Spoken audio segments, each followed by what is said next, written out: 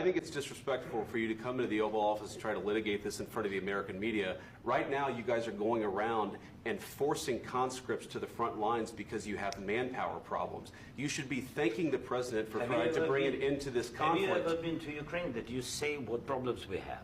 I have been to. Come once. I've actually watched and seen the stories, and I know what happens is you bring them on a propaganda tour, Mr. President. Do you disagree that you've had problems bringing people into your military? And do you think that it's respectful to come to the Oval Office of the United States of America and attack the administration that is trying to prevent the destruction of your country? A lot of questions. Let's start from the beginning. Sure. First of all, during the war, everybody has problems. Even you, but you have nice ocean and don't feel now, but you will feel it in the future.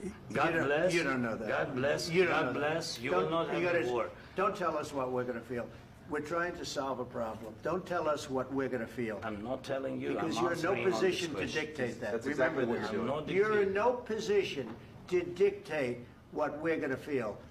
You We're going to feel very you will good. Feel influence. We're going to feel very I'm good and very you, strong. You will feel influence. You're right now not in a very good position. You've allowed yourself to be in a very bad position, and he happens to be right about it. From the very beginning of the war. You're not in a good position.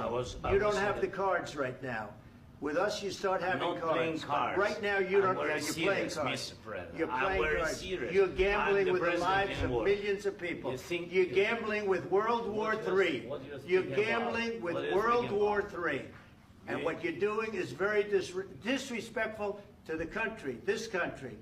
That's back to you. Far more than a lot of people said they should have. Have you said thank you once? This A lot entire of meeting? times. No, in this Even entire meeting, today. have you said thank Even you? today. You went to Pennsylvania and campaigned for the opposition in October. Offer some words of appreciation for the United States of America and the president who's trying to save your country. Please, you think that if you will speak very loudly about the war, you He's can... not speaking loudly. He's not speaking loudly. Your country's in big trouble. Can I Wait a answer? minute. No, Can you've I done a lot answer? of talking. Your country is in big trouble. I know. You're not I winning. know. You're not winning this. You have a damn good chance of coming out okay because of us. Mr. President, we are staying in our country, staying strong from the very beginning of the war. We've been alone, and we are thankful. I said thanks You haven't in been this alone. cabinet, You and haven't not been only alone. in this cabinet. We gave you, through I this said stupid president, $350 billion. You voted we gave for you your military president. equipment, You and you voted men for are your brave, president. but they had to use our military. What about If you didn't have our military equipment, if you didn't have our military equipment, this war would have been over in 2 weeks. In 3 days, I heard it from Putin. In 3 days, this is something Maybe new. less. In 2 weeks, of course, yes. It's going to be a very hard thing to do business like this. I And tell you. just say thank you. I said a lot of times to American people. Except that there are disagreements, and let's go litigate those disagreements rather than trying to fight it out in the American media when you're wrong. We know that you're wrong. But you see, I think it's good for the American people to see what's going on. I understand, sir. I think it's I very understand. important. That's why I kept this going so long. You have to be thankful. You don't have the I'm cards. thankful. You're buried there.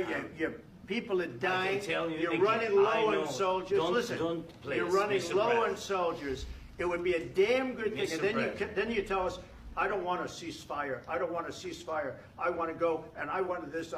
Look, if you could get a ceasefire right now, I tell you, you take it so the bullets stop flying and your men stop getting killed. Of course, we want to stop the war. But But you're I saying said, you don't want a ceasefire. But I said to you, I want a ceasefire. with guarantees. Because you'll get a ceasefire faster than an agreement. Ask our people about ceasefire, what they think. That wasn't doesn't with matter me. for you what- That what wasn't this with me. means. It That was wasn't with with a you. guy named Biden who was not a smart person. This That is was your, with, this that is was with your Obama. president. It was your president. Excuse me. That was with Obama, who gave you sheets, and I gave you javelins. Yes. I gave you the javelins to take out all those tanks. Obama gave you sheets. In fact, the statement is Obama gave sheets and Trump gave javelins. You got to be more thankful, because let me tell you, you don't have the cards. With us, you have the cards. But without us, you don't have any cards. One more question to Mr. Vice President. I'm sorry. It's going to be a tough deal to make, Um, because the attitudes have to change. what if Russia breaks ceasefire? What if Russia breaks peace talks? What do we do then? I understand that it's a heated conversation right now. What are you but saying? She's asking, what if Russia breaks the ceasefire? What if anything? What if a bomb drops on your head right now? Okay? What if they broke it? I don't know. They broke it with Biden because Biden, they didn't respect him. They didn't respect Obama. They respect me.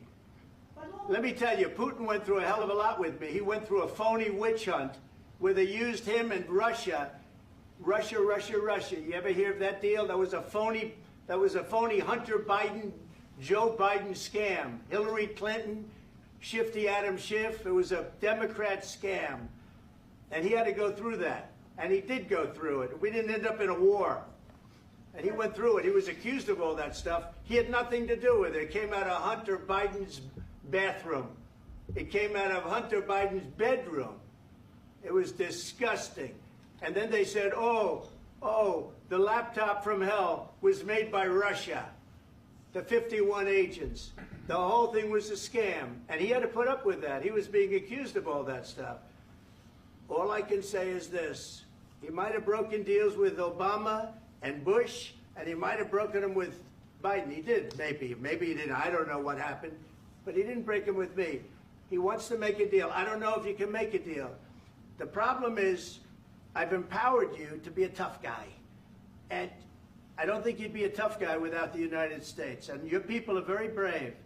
But you're either going to make a deal or we're out. And if we're out, you'll fight it out. I don't think it's going to be pretty, but you'll fight it out. But you don't have the cards. But once we sign that deal, you're in a much better position. But you're not acting at all thankful. And that's not a nice thing. I'll be honest, that's not a nice thing.